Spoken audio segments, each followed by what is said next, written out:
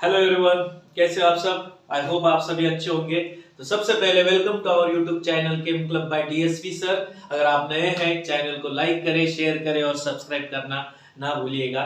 तर आज आपण बघणार आहे बघा 10वीच्या विद्यार्थ्यांसाठी सर्वात महत्त्वाचा टॉपिक आज आपण डिस्कस करणार आहे। तर चॅप्टरचं नाव लगेच स्टार्ट करतोय मी बघा। चॅप्टरचं नाव आहे ग्रॅव्हिटेशन।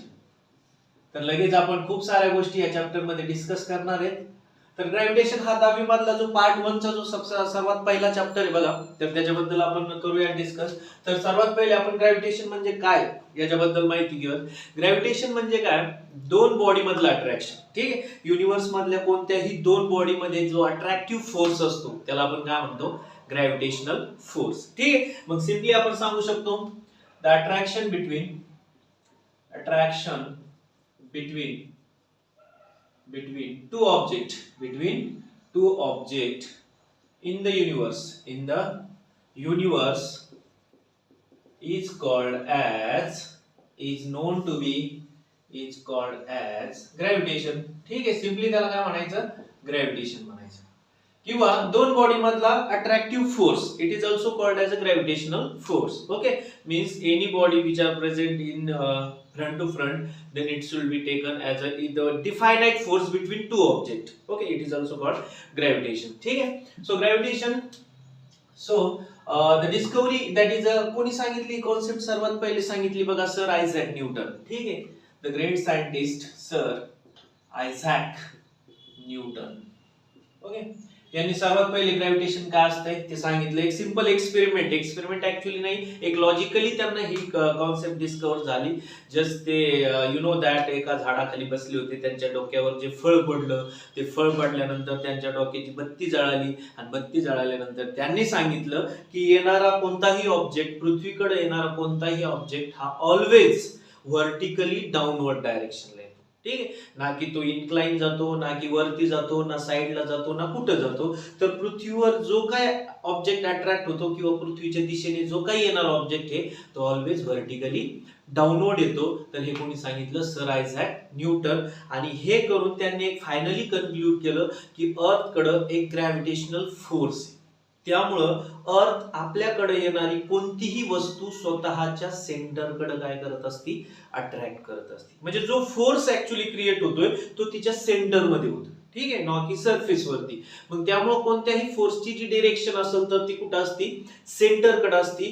त्यामुळं त्या ऑब्जेक्टवरला जो काय फोर्स ऍक्ट झालाय त्या ऑब्जेक्टवर, तर तो असतो तुमचा सेंट्रिपिटल फोर्स। ठीक आहे, मग याच्यानंतर सर्वात महत्त्वाची गोष्ट असं लागणार आहे सेंट्रिपिटल फोर्स।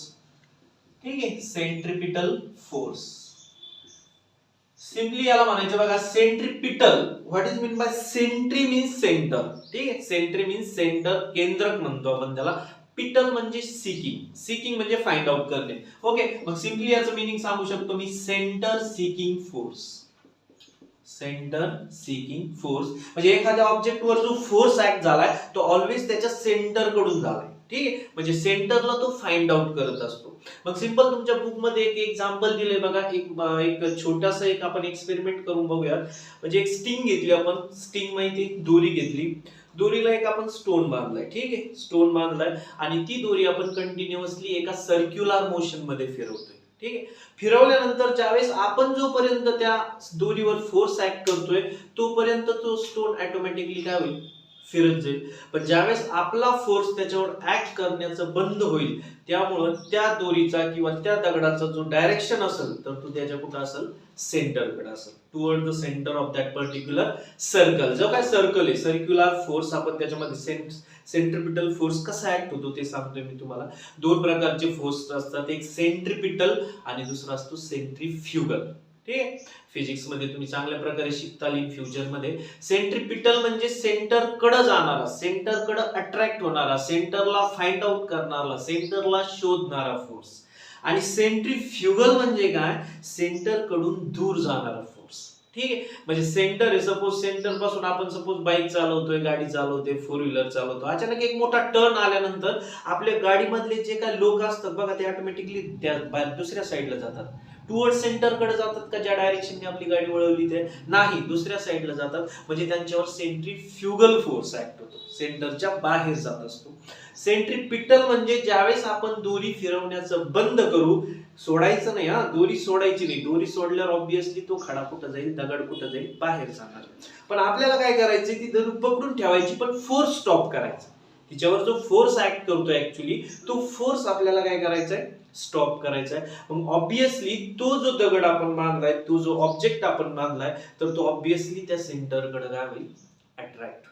ओके, म्हणजे याचा अर्थ centripetal force, the force act on any object toward around the circumference of circle, means कोई भी ऑब्जेक्ट अगर आपका सर्कल में घूम रहा है तो उसका जो डायरेक्शन होती है फोर्स की, वो उसके सेंटर की तरफ होती है, तो उसको हम क्या कहेंगे, सेंट्रिपिटल फोर्स. मींस वो ऑब्जेक्ट का जो फोर्स उस पे एक्ट हुआ है उसकी डायरेक्शन ऑलवेज उसके सेंटर कडे होगी. ठीक आहे, मग येतंय लक्षात आहे. मग याला म्हणायचं आपण सेंटर सीकिंग फोर्स. ठीक आहे, याच्यानंतर एक कॉन्सेप्ट आहे बघा, ती आहे तुमची सर्क्युलर मोशन. ठीक आहे, circular motion. Yes, anybody can tell what is mean by circular motion? So yes, you have to know circular motion means the motion of an object revolving around the circle, circumference of circle. Okay, कोई भी circle है तो ये आपका circle है, ठीक है, दिस is circle, और ये आपकी जो मोशन है ऑब्जेक्ट की, अगर ये ऑब्जेक्ट अगर कंटिन्यूअसली एक सर्क्यूमफरेंस में घूम रहा है तो उसको हम कहेंगे सर्कुलर मोशन. सिंपल. तो सर्कुलर मोशन को हम ऐसे कहेंगे, मतलब कोई भी ऑब्जेक्ट अगर सर्कल में घूम रहा है तो मतलब उसको सर्कुलर मोशन कहेंगे, मतलब घूम रहा है वो. ओके, एक जगह पे नहीं है.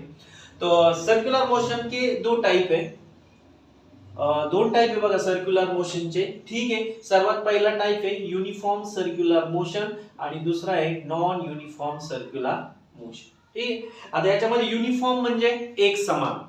युनिफॉर्म म्हणजे काय, एक समान, म्हणजे एखादा ऑब्जेक्ट सर्क्युमफरन्स ऑफ सर्कल मध्ये फिरतोय पण एका पर्टिक्युलर कॉन्स्टंट स्पीड ना फिरतोय. ठीक आहे, म्हणजे त्याची स्पीड कमी पण होत नाही आणि जास्त पण होत नाही. ठीक आहे, तर त्यामुळे त्याला आपण काय म्हणू, युनिफॉर्म सर्क्युलर मोशन, कॉन्स्टंटली फिरतोय. ठीक, आणि नॉन युनिफॉर्म सर्क्युलर मोशन मध्ये काय सांगताय, अचानकच त्याची स्पीड वाढतीये, अचानकच त्याची स्पीड कमी होतीये, अचानक परत वाढतीये, परत कमी होतीये, म्हणजे कॉन्स्टंट स्पीड ना तो फिरू नाही लागलाय. ओके, अचानक पळतोय, अचानक थांबतोय, अचानक थांबतोय, अचानक स्लो राहून, अचानक खूप साऱ्या गोष्टी त्याच्या सोबत घडतायत, तर त्याला म्हणायचं नॉन युनिफॉर्म सर्क्युलर मोशन. ठीक, सर्क्युलर मोशन मध्ये सर्कल मध्ये फिरतोय. त्याच्या अपोजिट तुम्ही 9th मध्ये शिकला तर याच्या अपोजिट लिनियर मोशन. काय, linear motion. So anybody, linear motion म्हणजे काय, जर एखादा ऑब्जेक्ट कंटिन्युअसली स्ट्रेट लाईन न चाललाय, स्ट्रेट म्हणजे सरळ एका डायरेक्शनने चालला, तर त्याला आपण काय म्हणू, त्याची जी मोशन येतं ती लिनियर मोशन. ठीक, आणि सर्क्युलर मोशन म्हणजे ऑब्जेक्ट सर्कल मध्ये फिरतोय. ठीक आहे, जर कॉन्स्टंट स्पीड न फिरत असेल तर युनिफॉर्म आणि नसेल फिरत तर नॉन युनिफॉर्म. इथपर्यंत क्लिअर झालं. ठीक आहे, हे सर्क्युलर मोशन झालं. तर circular motion means the object revolving around the circle with a any speed, but it should be revolving in a circle. Okay, the next one, so it is next one that is the most important, that is universal law of gravitation. Universal law of gravitation. ठीक आहे, universal law of gravitation बघूया. सर्वात महत्त्वाचा जो law आहे, जो की न्यूटन्सने डिस्कवर केलाय, न्यूटन्सने सांगितलाय, न्यूटन्सने त्याच्यावर खूप सारा अभ्यास करून सांगितला, आणि ह्या गोष्टी सांगितल्यानंतर न्यूटन्स हा जगविख्यात सायंटिस्ट आपण म्हणतो, जो की most famous scientist in the world. Okay, so universal law of gravitation. सर्वात पहिले आपण त्याचं स्टेटमेंट घेऊयात बघा. सो स्टेटमेंट असं आहे, every object in the universe, every object in the universe attracts every other object. म्हणजे याचा अर्थ होतोय की युनिवर्स मधला कोणताही ऑब्जेक्ट हा दुसऱ्या ऑब्जेक्ट कडे काय होत असतो, अट्रॅक्ट होत असतो. अट्रॅक्ट होण्याचं एकमेव कारण बिकॉज ऑफ ग्रॅव्हिटेशन. ठीक आहे, मग every object in the universe attracts every other object with definite force. एक त्यांच्यामध्ये फोर्स असतो बघा, काय असतो, फोर्स, आणि तो दुसरा काहीच नसून ग्रॅव्हिटेशनल फोर्स असतो. ठीक आहे, with definite force. This force हा जो फोर्स आहे बघा, हा जो त्यांच्यामधला फोर्स आहे, this force is directly proportional, this force is directly proportional directly proportional to directly proportional to product of their masses, product of their masses. म्हणजे दोन ऑब्जेक्ट मधलं जे काय मास असेल तर त्यांचा product of their masses and inversely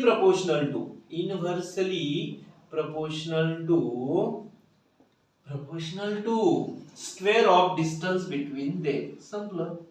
Square of distance between them. हा तुमचा सिंपली आहे बघा, सिंपल एक दोन मार्काला तुम्हाला डिफाइन करायला विचारतील. Right a statement of universal law of gravitation. Okay, कसं करताल स्टेटमेंट? Distance between them. मग सिंपल जर सपोज तुम्हाला स्टेटमेंट एवढं लक्षात ठेवायचं प्रॉब्लेम असेल तर याचा एक मॅथमॅटिकल इक्वेशन, ते मॅथमॅटिकल इक्वेशन जर तुम्हाला कळालं तर स्टेटमेंट तुम्ही स्वतः तयार करू शकता. त्यामुळे घाबरायचं नाही, फक्त लढायचं. ठीक आहे, बघा, every object in the universe मधला कोणताही ऑब्जेक्ट, सपोज मी आता इथं कन्सिडर करतो, थोडीशी जागेचा प्रॉब्लेम असल्यामुळं मी इथे एक बॉक्स करतो बघा. हा बॉक्स जो आहे हा universal law of gravitational explain करण्याचा बॉक्स असं मी इथं लिहितोय. सर्वांनी फोकस करायचंय.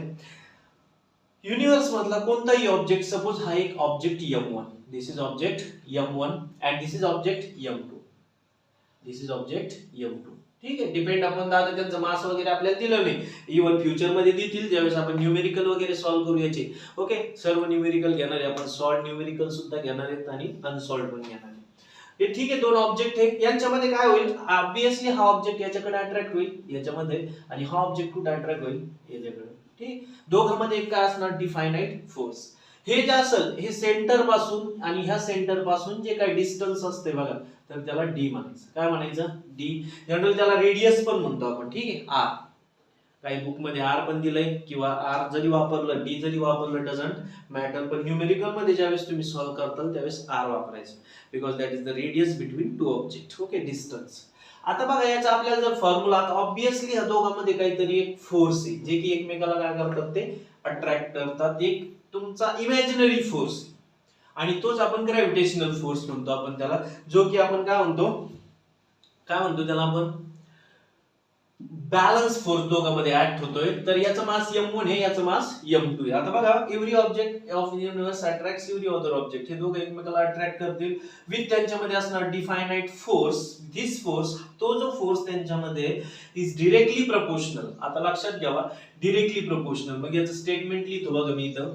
सो हा दोघांमधला फोर्स म्हणजे काय, F is directly proportional. So this symbol indicates is the directly proportional with proportionality symbol. Okay, whether it is directly or indirectly, inversely. So just we have to see directly proportional to the product of their masses,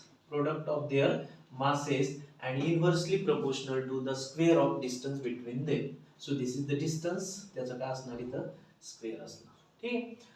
The force present between two objects is directly proportional. So these two quantities are directly proportional. Means if we increase this quantity, then masses also should have to be increases. And if we decrease this quantity, masses should be decreases. म्हणजे मास जे असेल तर त्या दोन ऑब्जेक्टच्या मास आणि force मधलं direct relation म्हणजे कसं असेल, जर त्या दोन ऑब्जेक्टचं जर तुम्ही मास वाढवलं तर ऑब्विसली त्यांच्या मधलं काय वाढेल, फोर्स वाढेल. किंवा त्या दोन ऑब्जेक्ट मधला तुम्ही फोर्स वाढवला, किंवा फोर्स ऑटोमॅटिकली असतोय, मास वाढवलं, मास जर कमी केलं सपोज, तर ऑब्विसली फोर्स कमी असेल. ठीक आहे. आता डिस्टन्स, दोघांमधला डिस्टन्सचा तो स्क्वेअर असेल, म्हणजे हे आणि ते इनव्हर्स रिलेशन. इनव्हर्स म्हणजे काय, जर डिस्टन्स दोघांमधलं जर वाढलं तर फोर्स दुप्पट कमी होईल. कळत आहे? जर तुम्ही डिस्टन्स त्याच्यामधलं वाढवलं तर फोर्स ऑटोमॅटिकली काय होईल, तुमचा कमी होईल. ओके, किती पट कमी होईल ते महत्वाचं आहे. जर तुम्ही फोर्स हा ह्या दोघांमधला ऑब्जेक्ट जर दुप्पट वापरलं तर फोर्स हा तुमचा कितीने कमी होईल, 4 पटने कमी होईल. ठीक आहे, अशा पद्धतीने. सॉरी, हा तर डिस्टन्स आणि याच्यामधला तो रिलेशन, ही क्वांटिटी वाढली तर ही कमी होईल आणि ही क्वांटिटी वाढली तर ही वाढेल. ठीक आहे. मग याचा जर आपल्याला प्रपोर्शनॅलिटीचं जर साइन तुम्हाला नसेल टाकायचं त्याच्यामध्ये, तर त्या ठिकाणी आपण एक युनिव्हर्सल ग्रॅव्हिटेशनल कॉन्स्टंट घेतो, तो म्हणजे असतो G. मग फायनल तुमचं equation F is equal to, याच्याऐवजी आपण एक कॉन्स्टंट घेणार G, M1 into M2 divided by D square. हे तुमचं ओव्हरऑल काय असेल, इक्वेशन असेल. ठीक. मग जी काय आहे, G is the universal gravitational constant, त्याची एक फिक्स व्हॅल्यू आहे 6.673 into 10 to the power minus 11 newton per metre square per kg square. ठीक आहे, newton metre square per kg square हे त्याचं काय आहे, कॉन्स्टंट व्हॅल्यू आहे. तर अशा पद्धतीने हे काय आहे तुमचं युनिव्हर्सल लॉ आपण बघितला. तर परत एकदा इन शॉर्ट आपण एक 2 मिनिटांमध्ये रिवाइज करूया. Gravitation means attraction between two object. Is that clear? Gravitational force means the attractive force between the two objects in the universe. Okay? असं नाही की हा पृथ्वीवरच असेल, असं नाही की हा कुठंतरी एका पर्टिक्युलर ठिकाणी असेल. तर युनिव्हर्स मधल्या कोणत्याही दोन ऑब्जेक्ट मध्ये, ओके, पण ऍक्च्युअली पाहिजे ते दोन ऑब्जेक्ट थोडेसे एकमेकाच्या एक संबंधामध्ये पाहिजे जवळपास. नाही तुम्ही एक ऑब्जेक्ट पकडला दुसरा पकडला तर त्याच्यामध्ये काय असतो, फोर्स कमी जास्त होऊ शकतो. ठीक आहे, is called as gravitation. मग discovery sir Isaac Newton is the great scientist. Okay, त्यांनी हा शोध लावलाय. जस्ट त्यांचा एक्सपेरिमेंट तुम्ही बघितलाय, simple. Centripetal force, what centripetal force? The force act on the centre of the circle. कोणताही ऑब्जेक्ट ज्यावेळेस सर्क्युलर मोशन मध्ये अराउंड द सर्क्युम्फरन्स मध्ये फिरत असेल तर ऑब्विसली त्याचं जी डिरेक्शन असते ती कुठं असते, त्याच्या सेंटरकडे असते, कारण की तो सेंटरला शोधत असतो. सीकिंग म्हणजे फाइंड आउट करणे, सेंटर म्हणजे केंद्र. Circular motion, the object revolving around the circle is called as a circular motion. The motion of an object revolving around the circumference of circle is called circular motion. Universal law of gravitation is the most important. Okay, so universal law काय सांगतोय? Universal law सांगतोय दोन object मधलं जे काय force असेल, हा force त्या ऑब्जेक्टच्या मासची डायरेक्टली प्रोपोर्शनल असतो. ओके, आणि त्यांच्यामधलं जे डिस्टन्स असतो त्याचा स्क्वेअर हा याच्या इनव्हर्सली प्रोपोर्शनल असतो फोर्सच्या. तर फायनली हे तुमचं इक्वेशन असेल. याच्यानंतरची जी कॉन्सेप्ट असेल बघा, नेक्स्ट व्हिडिओ असेल तर तुमचं जो असेल Kepler's law of planetary motion. Okay, Johnson Kepler नावाचा एक सायंटिस्ट आहे, त्याने पण स्पेस मध्ये खूप सारे ऑब्झर्वेशन करून 3 लॉ सांगितले, ज्याला आपण केपलर्स लॉ म्हणतो.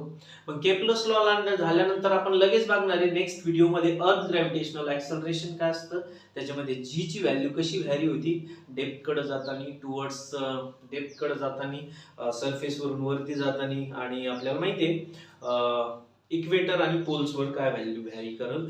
तो एक महत्वाचा पॉइंट याच्यामध्ये आपण डिस्कस करणार आहे. आणि नंतरची जी कॉन्सेप्ट असेल बघा, ती असेल तुमची काय आहे, अर्थ ग्रॅव्हिटेशनल फोर्स. ठीक आहे, मग याच्यामध्ये सिंपल आता एक छोटीशी कॉन्सेप्ट सांगून देतो बघा, मास आणि वेट मध्ये काय फरक असतो. ठीक आहे, सिंपल विचारतील what is difference between mass and weight. ठीक आहे, काय फरक आहे मास आणि वेट मध्ये? मास आणि वेट मध्ये एवढाच फरक आहे का जे मास असतं बघा, एखाद्या ऑब्जेक्ट मधलं अमाऊंट ऑफ मॅटर असतं, त्याला आपण काय म्हणतो, मास. सिंपल. ओके, जे की कधीच झिरो नसतं. मास हे कधीही झिरो नसतं. आणि मास हे जर कुठं जरी नेलं तुम्हाला, कोणत्याही प्लेस टू प्लेस त्याला जर तुम्ही घेऊन गेले तर त्या ऑब्जेक्टचं मास हे सेम असतं. ठीक, फॉर एक्झाम्पल एखादा आपल्यामध्ये आपलं जे मास आहे, सपोज आपण कॅल्क्युलेट केलं, आपलं मास आहे सपोज 1 kg. ठीक आहे, सिंपल एक सांगतो मी तुम्हाला, त्याच्यामधला डिफरन्स सांगतोय. थोडस एक एक्सटेंड करू आपण lecture, don't worry about that.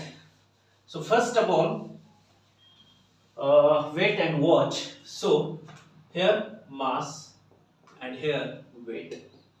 ठीक आहे, जनरली आपल्याला वाटतं बघा, जर आपण विचार केला तर आपल्याला जवळपास वाटतं सेमच आहे, बट ऍक्च्युली सेम नाहीये, खूप डिफरन्स आहे मास आणि वेट मध्ये. ठीक आहे, मग मास म्हणजे काय, सिम्पली लिहायचं amount of matter.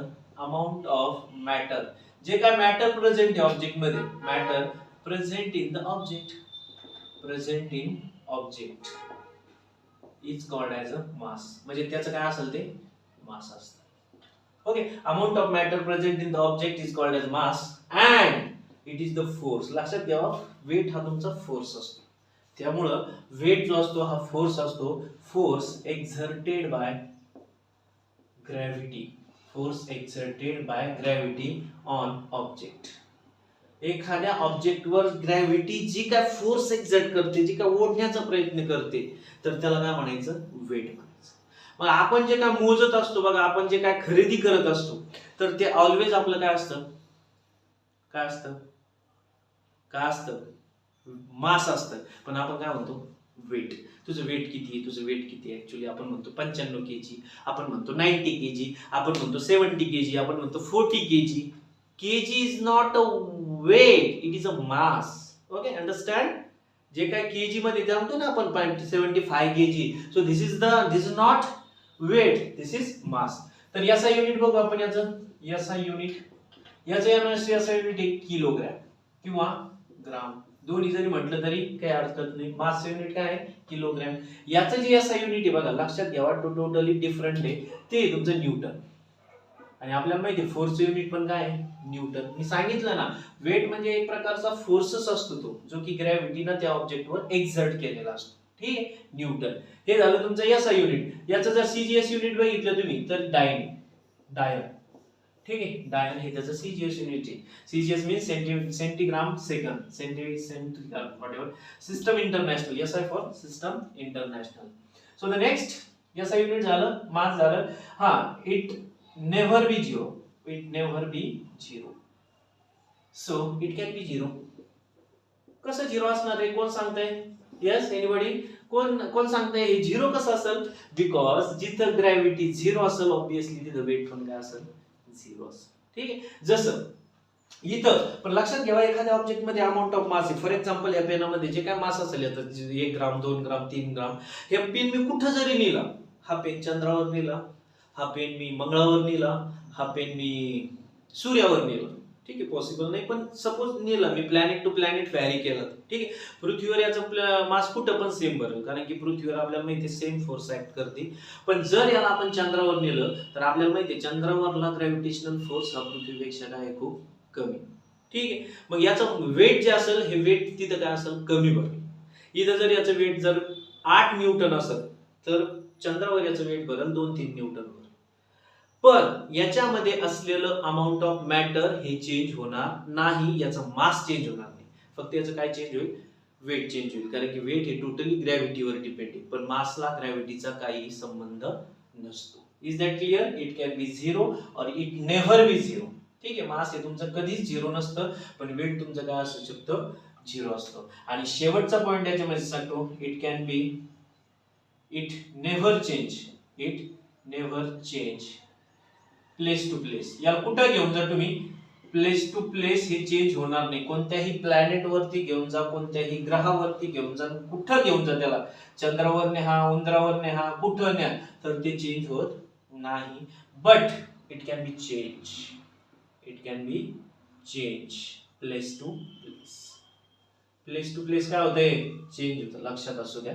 Because place to place ज्यावेळेस आपण प्लॅनेट चेंज करत असतो त्यावेळेस प्रत्येक प्लॅनेटवर ग्रॅव्हिटी काय असते, डिफरंट असते.